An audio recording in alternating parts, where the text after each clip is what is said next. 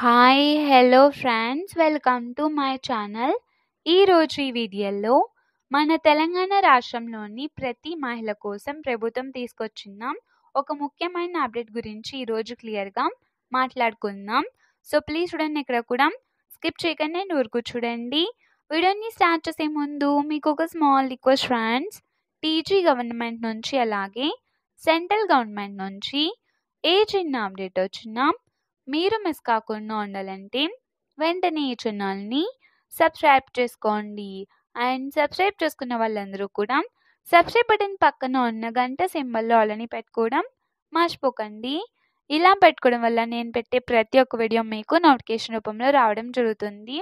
And మీకు ఈ video నచ్చితే కనుక లైక్ చేయండి ఫ్రెండ్స్. ఇక లేట్ చేయకుండా టాపిక్ని స్టార్ట్ చేసేద్దాం. సో ఎన్నికల మేనిఫెస్టోలో చేసిన హామీ ప్రకారం రాష్ట్రంలో ఉన్న ప్రతి అర్హత ఉన్న మహిళకు నెలకి 2,500 రూపాయలు ఇచ్చే మహాలక్ష్మి పథకం అమలు కోసం ప్రభుత్వం సిద్ధమవుతుంది. ఈ డబ్బులు మీ ఖాతాల్లో రావాలంటే కొన్ని ముఖ్యమైన అప్డేట్స్ ముందే పూర్తి చేసి ఉండాలి. ఇప్పటికే చాలామంది మహిళలు ఈ అప్డేట్స్ అయితే పూర్తి చేసేశారు. అయితే ఇంకా చేయని వారు తప్పకుండా పూర్తి చేసుకోవాలి. ముఖ్యంగా ఈ పథకానికి అర్హత పొందాలంటే వయసు 18 సంవత్సరాల నుంచి 50 సంవత్సరాల మధ్య ఉండాలి. ఎందుకంటే 50 ఏళ్ల తర్వాత పెన్షన్ వస్తుంది కాబట్టి ఈ పథకం అయితే వర్తించదు.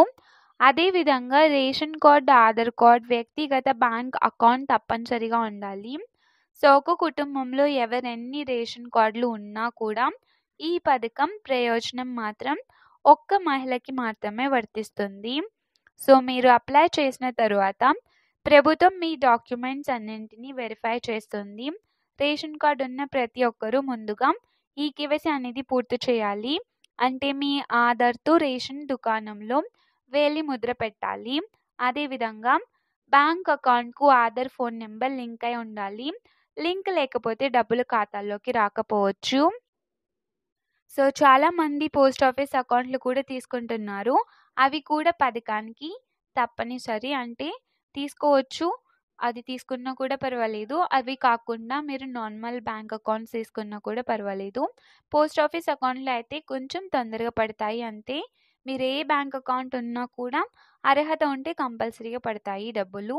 సో ప్రభుత్వం ఇప్పటికే ఈ పథకానికి సంబంధించిన బడ్జెట్కి క్యాబినెట్ ఆమోదం కూడా ఇచ్చింది.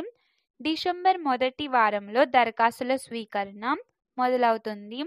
డిసెంబర్ 2వ వారం నుంచి అప్లికేషన్లు తీసుకొని అప్పుడు డిసెంబర్ చివరి వారంలో అయినా లేదా జనవరి నుంచి అయినా 2,500 రూపాయల చొప్పున మహిళల ఖాతాల్లోకి నేరుగా జమ చేయాలని ప్రభుత్వం భావిస్తుంది. అయితే గమనించాల్సిన విషయం ఏంటంటే ఇప్పటికే ఆసరా పెన్షన్ తీసుకుంటున్న వారికి ఈ పథకం వర్తించదు.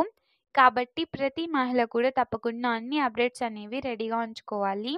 Ration card, Aadhaar card, bank account, phone number, so ఇవన్నీ కూడా ఈకేవైసీ, ఎన్పిసి అన్నీ పూర్తిగా సరిచూడాలి. ఇలా సిద్ధంగా ఉంటే ప్రతి నెల మీ ఖాతాల్లో 2,500 రూపాయలు పడతాయి. సంవత్సరానికి 30,000 రూపాయలు అయితే జమ అవుతాయన్నమాట.